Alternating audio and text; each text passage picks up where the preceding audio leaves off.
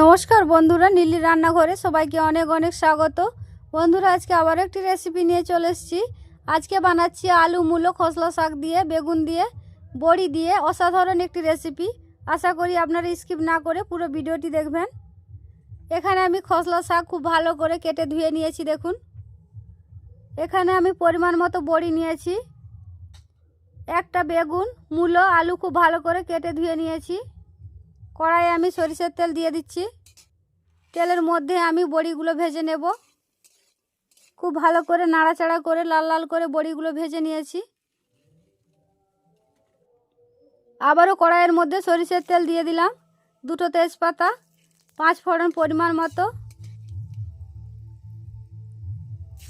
পেঁয়াজ কুচি পরিমাণ মতো, একটা কাঁচা লঙ্কা দিয়ে দিলাম, আদা বাটা পরিমাণ মতো। আলু মূলো খুব ভালো করে কষিয়ে নেব।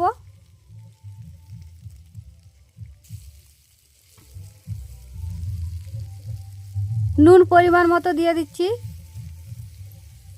একই সাথে খসলা শাকটা আমি কষিয়ে নেব।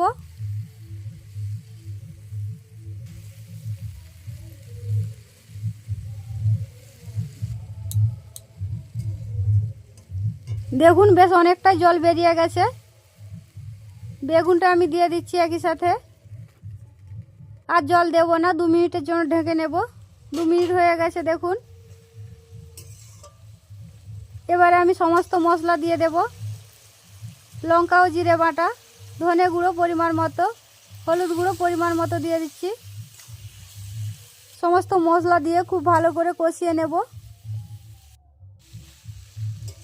খুব ভালো করে কষিয়ে নিয়েছি। পরিমাণ মতো জল দিয়ে দিচ্ছি। ভেজে রাখা বড়িগুলো আমি দিয়ে দিচ্ছি একই সাথে। 2টো কাঁচা লঙ্কা দিয়ে দিলাম। বন্ধুরা, রান্নাটি প্রায় শেষের মাথায়। আজকের এই রেসিপি যদি ভালো লাগে অবশ্যই লাইক, কমেন্ট, শেয়ার করবেন এবং আমার পাশে থাকবেন।